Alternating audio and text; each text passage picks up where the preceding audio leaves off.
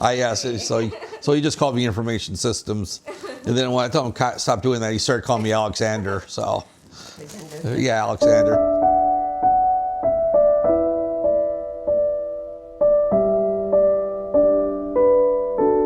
Assalamualaikum, I'm Farina Farouk. We are here in another episode of Muslim Revert Diary. In this episode, we will be interviewing Professor Emeritus Iskandar Haque. Let's join us.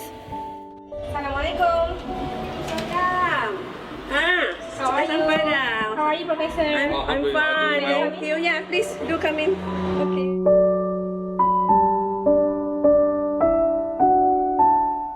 Assalamualaikum. Professor Iskandar, thank you for being with us today. So maybe you could introduce yourself and your wife and how long you have become a Muslim.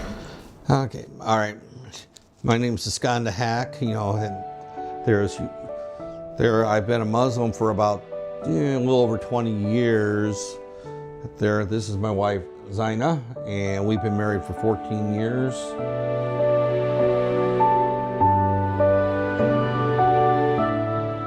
My background before Islam is that of a very weak Christian. My mother was a Baptist, Southern Baptist. Her father actually was a Baptist preacher in Kentucky. Both of my parents were alcoholics. Oh.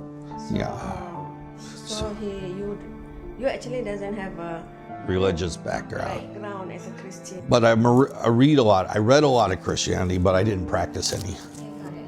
It's one of those.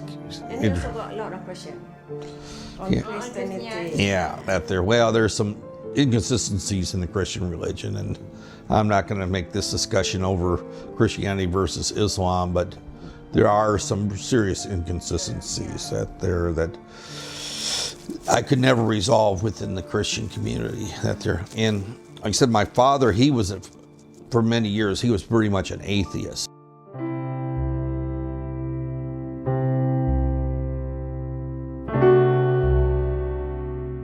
It was more of a slow process. It wasn't a defining moment the big issue that I had with Christianity was that if you understand or have ever heard the Easter story. Easter? The Easter story when Isha, or Jesus, I'm going to refer to him as Jesus since I'm reciting the Christian story.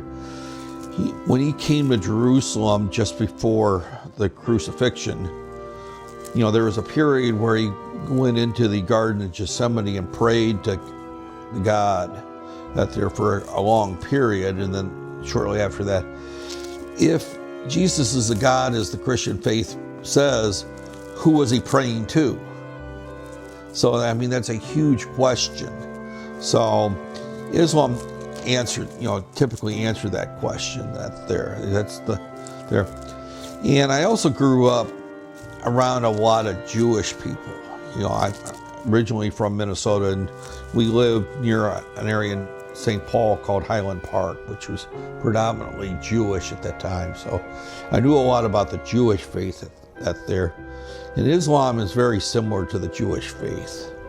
Except for in the Jewish faith, they don't accept converts very well. You can't convert to the Jewish faith But Islam is much more open to it, and the religions are very similar. Now, some people will argue about the political issues and I don't want to get into that. I'm just saying, faith for faith, they're very similar to each other. Maybe you can share with us funny moment when you learn about Islam. My name's Iskandar, and the short version of that is. So I had a dean for a long time. He just called me Information Systems. I asked it, so he just called me Information Systems. And then when I told him stop doing that, he started calling me Alexander. So, yeah, Alexander. Final question would be, what would you say to the new Muslim out there?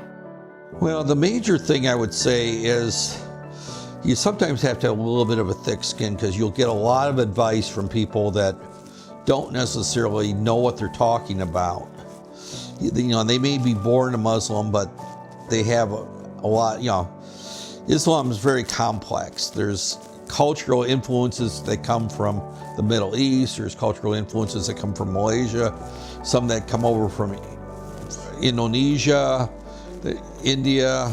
Those are the most common ones you find in Malaysia. And they're not all right. So you have to kind of dig into it, read a lot.